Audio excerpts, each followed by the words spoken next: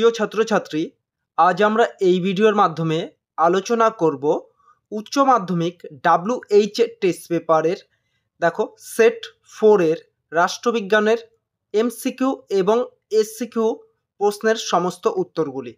এই ভিডিওর মাধ্যমে আমরা সমস্ত প্রশ্নের উত্তরগুলো কিন্তু আলোচনা করেছি।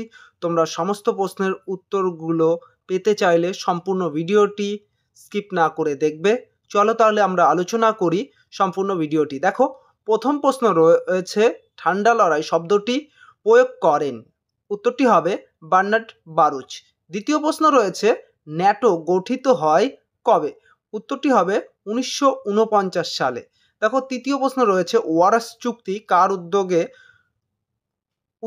উদ্যোগে তৈরি হয়? দেখো, তৃতীয় প্রশ্ন রয়েছে ওয়ারস চুক্তি কার উদ্যোগে তৈরি হয়? উত্তরটি হবে সোভিয়েত ইউনিয়ন।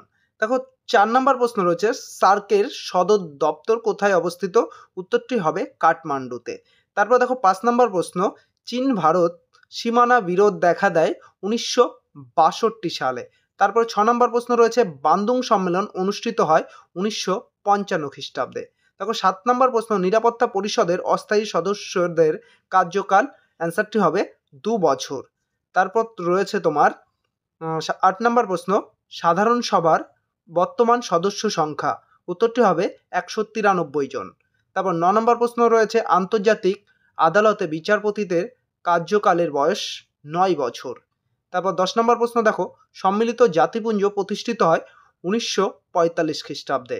11 নম্বর প্রশ্ন, মার্কিন যুক্তরাষ্ট্রের আইনসভাকে বলা হয় কংগ্রেস। এটা সিনেট করা হয়েছে, এটা কংগ্রেস হবে। হ্যাঁ, তোমরা এটা কংগ্রেস করে নেবে। তারপরে দেখো তোমাদের রয়েছে 12 নম্বর প্রশ্ন, একক পরিচালিত একটি উদাহরণ। এইটাও কিন্তু তোমাদের একক পরিচালিত একটি দেশের উদাহরণ হচ্ছে মার্কিন যুক্তরাষ্ট্র। মার্কিন যুক্তরাষ্ট্রের রাষ্ট্রপতি কিন্তু একক পরিচালিত। এটাও তোমরা মার্কিন যুক্তরাষ্ট্র বা মার্কিন যুক্তরাষ্ট্রের রাষ্ট্রপতি অপশান এতে রয়েছে, এটা করে নেবে। এগুলো হয়তো টাইপিংয়ে মিস্টেক হয়ে গেছে। তারপরে দেখো তোমার রয়েছে 13 নম্বর প্রশ্ন, ক্ষমতা স্বতন্ত্রীকরণ নীতির প্রবক্তাকে? উত্তরটি হবে মন্তেস্কু, অপশান বিতে আছে। তারপর দেখো 14 নম্বর প্রশ্ন, লোক আদালত গঠিত হয়? উত্তরটি হবে 1946 খ্রিস্টাব্দে। ওকে। 15 নম্বর প্রশ্ন রয়েছে সুপ্রিম কোর্টের বিচারপতিদের কার্যকালের মেয়াদ কত? অ্যান্সারটি হবে 65 বছর। তারপর দেখো 16 নম্বর প্রশ্ন, ক্রেতা সুরক্ষা আইন কবে তৈরি হয়? উত্তরটি হবে 1986 খ্রিস্টাব্দে। এবার তোমাদের 17 নম্বর প্রশ্ন, ভারতের প্রধানমন্ত্রীকে নিযুক্ত করেন কে? উত্তরটি হবে রাষ্ট্রপতি। দেখো অপশান ডিতে আছে। তারপর তোমাদের 18 নম্বর প্রশ্ন, রাজ্য প্রশাসনের শীর্ষ স্থানাধিকারী হলেন? উত্তর হবে রাজ্যপাল। তারপর তোমাদের 19 নম্বর প্রশ্ন, পশ্চিমবঙ্গের বিধানসভা মোট নির্বাচনের সদস্য সংখ্যা 294 জন। তারপর তোমাদের রয়েছে 20 নম্বর প্রশ্ন, অর্থ বিল উপস্থাপিত হয়? দেখো, অর্থ বিল কিন্তু একমাত্র লোকসভাতেই উপস্থাপিত হয়, তাছাড়া কিন্তু অর্থ বিল কোথাও উপস্থাপিত হয় না। ওকে। তারপর তোমাদের 21 নম্বরের প্রশ্ন রয়েছে কর্পোরেশনে আমলাতান্ত্রিক প্রধানকে? এখানের আমলাতান্ত্রিক প্রধান হবে মেয়র। এটাও ভুল রয়েছে। ওকে, তাহলে তোমরা এটা করে নেবে অপশানটা মেয়র। আমি এটা বক্স করে দিচ্ছি। তারপরে দেখো তোমাদের 22 নম্বর প্রশ্ন রয়েছে ব্লকের বিকাশমূলক কার্যের উদ্যোক্তাকে? দেখো, বিকাশমূলক কার্যের উদ্যোক্তা হচ্ছে বিডিও বা ব্লক উন্নয়ন আধিকারিক। ওকে। তারপর তোমাদের রয়েছে 23 নম্বর প্রশ্ন। ওকে, 23 নম্বর প্রশ্নটা দেখো, পশ্চিমবঙ্গে ন্যায় পঞ্চায়েত প্রতিষ্ঠিত হয়? দেখো, পশ্চিমবঙ্গে কিন্তু এখনও ন্যায় পঞ্চায়েত প্রতিষ্ঠিত হয়নি। ওকে, তাই তোমাদের অপশানে যদি থাকে এখনও হয়নি সেটা করবে। আর যদি দেখো কোনো কিছু এটা দেয়া নেই, তাহলে মনে করবে প্রশ্নটা ভুল আছে, যেটা খুশি করে আসলে কিন্তু তোমাদের নাম্বার দিয়ে দেবে। ওকে। পরবর্তী প্রশ্ন রয়েছে 24 নম্বর প্রশ্ন, পঞ্চায়েত সমিতির সভা পরিচালনা করেন কে? উত্তর হবে সভাপতি।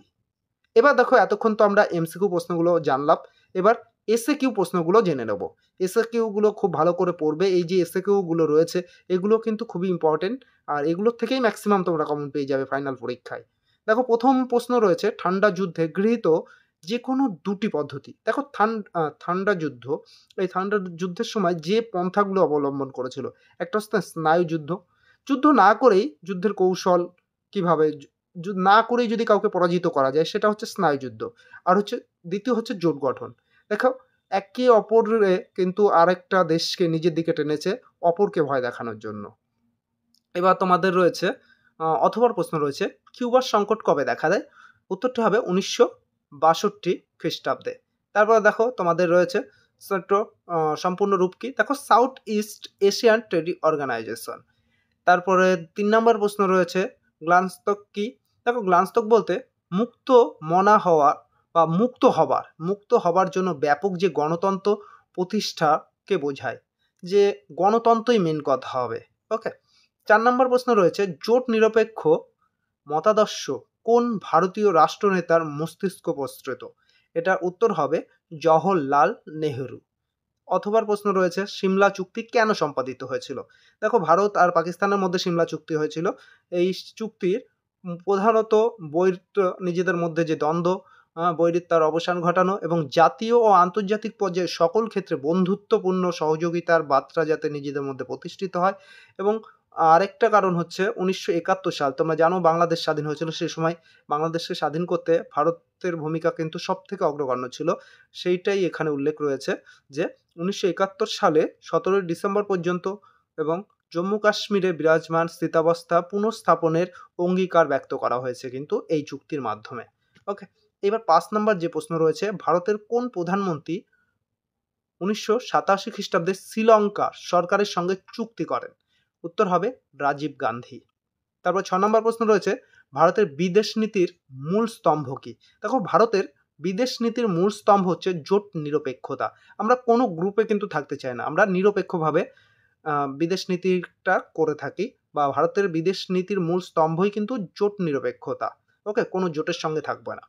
তারপর 7 নম্বর প্রশ্ন, জাতিপুঞ্জের বা জাতিপুঞ্জ দিবস রূপে বছরের কোন দিনটি পালিত হয়? এটা মাথায় রাখবে, জাতিপুঞ্জ দিবস কিন্তু 24শে অক্টোবর পালন করা হয়। এর সঙ্গে সালটাও তোমরা মাথায় রেখে দেবে যে জাতিপুঞ্জ কবে প্রতিষ্ঠিত হয়েছিল, 1945 খ্রিস্টাব্দে। এবার দেখো, পরবর্তী অথবার প্রশ্ন রয়েছে, নিরাপত্তা পরিষদের যে কোনো দুটি কাজ। এই যে নিরাপত্তা পরিষদ সম্মিলিত জাতিপুঞ্জের একটা বিশেষ সংস্থা, এর যে কাজ কি? দেখো, নিরাপত্তা পরিষদের কাজ জাতিসংঘের সনদ দ্বারা সংশোধিত বা যা কোনো আন্তর্জাতিক শান্তির হুমকি পরিস্থিতির তদন্ত বা বিবাদের শান্তিপূর্ণ সমাধানের পদ্ধতির সুপারিশ, সম্পূর্ণ বা আংশিক অর্থনৈতিক সম্পর্কের পাশাপাশি সমুদ্র এবং বাতাস, ডাক, রেডিও যোগাযোগ ছিন্ন করা এবং প্রয়োজন ক্ষেত্রে কূটনৈতিক সম্পর্ক ছিন্ন করা। দেখো, কূটনীতিভাবে একটা দেশ যে দেশটা অন্যায় করছে তার বিরুদ্ধে কী স্টেপ নেওয়া যায়, সেই কাজকর্ম কিন্তু নিরাপত্তা পরিষদে করা হয়। ইদানিং তোমরা যদি খবরকে ফলো করে থাকো, রাশিয়ার সঙ্গে ইউক্রেনের যে যুদ্ধ চলছে তার ক্ষেত্রে কিন্তু এখানে অনেক ভূমিকা দেখা গেছে। দেখো, এইবার তোমাদের রয়েছে 8 নম্বর প্রশ্ন, ইউনেস্কো সম্পূর্ণ নাম কি? দেখো, জাতিসংঘ বা জাতিসংঘ শিক্ষা, বিজ্ঞান ও সংস্কৃতি সংস্থা, এটার ফুল ফর্ম যেটা রয়েছে the United Nation Educational Scientific and Cultural Organization. Okay. এবার পরবর্তী তোমাদের প্রশ্ন রয়েছে, জাতিপুঞ্জের মহাসচিব কিভাবে নির্বাচিত হয়? দেখো, জাতিপুঞ্জের মহাসচিব তোমাদের নিরাপত্তা পরিষদের যে স্থায়ী 5 জন সদস্য রয়েছে তাদের সহমতে এবং 9টি সদস্য রাষ্ট্রের মহাসচিব নির্বাচনের সম্মতি জানালে তারপর সাধারণ সভায় উপস্থিত ও ভোটদানকারী সংখ্যাগরিষ্ঠ সদস্যের দ্বারা সমর্থিত হলে সেই ব্যক্তি কিন্তু সম্মিলিত জাতিপুঞ্জের মহাসচিব নিযুক্ত হন। ওকে। এবার দেখো, পরবর্তী প্রশ্ন বা 9 নম্বর প্রশ্ন, সম্মিলিত জাতিপুঞ্জের যৌথ নিরাপত্তা নীতি বলতে কি বোঝো? দেখো, যৌথ নিরাপত্তা নীতি বলতে বোঝায় আন্তর্জাতিক ক্ষেত্রে যদি কোনো রাষ্ট্র অথবা রাষ্ট্রজোট অন্য কোনো রাষ্ট্র অথবা রাষ্ট্রসমূহের ওপর আক্রমণ চালায়, তবে আক্রান্ত রাষ্ট্রের নিরাপত্তার জন্য অবশিষ্ট রাষ্ট্রসমূহ কর্তৃক আক্রান্তকারীর বিরুদ্ধে বা আক্রমণকারীর বিরুদ্ধে যে সম্মিলিত ব্যবস্থা নেওয়া হয় সেটাই যৌথ নিরাপত্তা। ওকে। এবার দেখো, অথবার প্রশ্ন রয়েছে, সম্মিলিত জাতিপুঞ্জের সনদের নীতির সংখ্যা কয়টি? দেখো, সম্মিলিত জাতিপুঞ্জের নীতি আছে 7টি, মোটে 7টি। এবার 10 নম্বর, আন্তর্জাতিক বিচারালয় কোথায় অবস্থিত? দেখো, ইন্টারন্যাশনাল কোর্ট অফ জাস্টিস বা আন্তর্জাতিক বিচারালয় নেদারল্যান্ডের হেগ শহরে অবস্থিত। পরবর্তী 11 নম্বর প্রশ্ন দেখো, বিচার বিভাগীয় অতি সক্রিয়তা বলতে কি বোঝো? দেখো, বিচার বিভাগীয় সক্রিয়তা বলতে আদালতের সেই ভূমিকাকে বোঝায় যা আইন বিভাগ ও শাসন বিভাগের কর্মক্ষেত্রের ওপর বিচার বিভাগের প্রাধান্য সূচিত করে। এবার অথবার একটা প্রশ্ন রয়েছে, পরমাদেশ কথার অর্থ কী? দেখো, পরমাদেশ কথার অর্থ আমরা আদেশ করি। তারপর রয়েছে অর্পিত ক্ষমতাপ্রসূত আইন কাকে বলে? দেখো, আইনসভার ক্ষমতা বৃদ্ধি পাওয়ার আইনের পুঙ্খানুপুঙ্খ বিষয়গুলি নির্ধারণের ভার আইনসভার শাসন বিভাগের হাতে অর্পণ করে শাসন বিভাগ প্রণীত এই আইনকেই অর্পিত ক্ষমতাপ্রসূত আইন বলে। দেখো, এই জায়গাটা ভালো করে মাইন্ডে রাখবে, প্রয়োজনে আরেকবার বলছি। আইনসভার ক্ষমতা বৃদ্ধি পাওয়ায় আইনের পুঙ্খানুপুঙ্খ বিষয়গুলি নির্ধারণের ভার আইনসভার শাসন বিভাগের হাতে অর্পণ করে শাসন বিভাগ প্রণীত এই আইনকেই অর্পিত ক্ষমতাপ্রসূত আইন বলে। ওকে, এইবার 13 নম্বর প্রশ্ন রয়েছে, কাকে ক্যাবিনেট তোরণের ভিত্তি প্রস্তর বলা হয়? দেখো, প্রধানমন্ত্রীকে ক্যাবিনেট তোরণের ভিত্তির প্রস্তর বলা হয়। মেন কথাটার অর্থ হচ্ছে ক্যাবিনেটের মধ্যে যে স্তম্ভ, যাকে দেখে ক্যাবিনেটটা যাকে কেন্দ্র করে চলে। ওকে, দেখো পরবর্তী প্রশ্ন রয়েছে, রাষ্ট্রপতি তার পদত্যাগপত্র কার কাছে পেশ করেন? দেখো, রাষ্ট্রপতি তার পদত্যাগপত্র পেশ করবেন উপরাষ্ট্রপতির কাছে। ওকে, এবার তোমাদের 14 নম্বর প্রশ্ন, ভারতের অঙ্গরাজ্যে মুখ্যমন্ত্রীর একটি কাজ। দেখো, অঙ্গরাজ্যের মুখ্যমন্ত্রীর কাজ কি? প্রথমত রাজ্যপালের পরামর্শদাতা হিসেবে কাজ করে, আর একটা হচ্ছে কি, তিনি জনসংযোগ রক্ষা করেন। মানুষের সঙ্গে কিন্তু জনসংযোগ কে রক্ষা করেন? মুখ্যমন্ত্রী। এবার তারপরে তোমার 15 নম্বর প্রশ্ন রয়েছে, গ্রাম পঞ্চায়েতের প্রথম সভা আহ্বান করেন কে?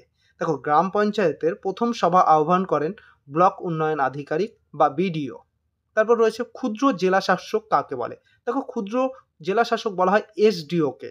ওকে, বা মহকুমা শাসক। দেখো, পরবর্তী অথবার প্রশ্ন রয়েছে, জেলা সংসদের কাজ কি? দেখো, জেলা সংসদের কাজ, জেলা পরিষদের প্রধান কাজ ছিল উন্নয়নমূলক। অন্যান্য কাজের মধ্যে ছিল আঞ্চলিক পরিষদের বাজেট অনুমোদন এবং বিভিন্ন আঞ্চলিক পরিষদের উন্নয়ন প্রকল্পগুলির সমন্বয় সাধন করা। এগুলোই কিন্তু তোমাদের সেট 4-এ ছিল। আশা করি তোমরা সম্পূর্ণ উত্তরগুলো লিখে নিয়েছো। আর যদি ভিডিওটি ভালো লেগে থাকে অবশ্যই একটি লাইক করো, আর আমাদের চ্যানেলে নতুন হয়ে থাকলে চ্যানেলটিকে সাবস্ক্রাইব করো এবং পাশে থাকা বেল আইকন কিন্তু বাজিয়ে দিতে ভুলো না, কারণ আমরা এই ধরনের ভিডিও সমস্ত এই চ্যানেলের মাধ্যমে আপলোড করছি। তোমরা তার নোটিফিকেশন কিন্তু সবার আগে পেয়ে যাবে। আশা করব তোমরা চ্যানেলটিকে সাবস্ক্রাইব করে নেবে। আবারও দেখা হবে তোমাদের সঙ্গে পরবর্তী আরেকটি ভিডিওর সঙ্গে।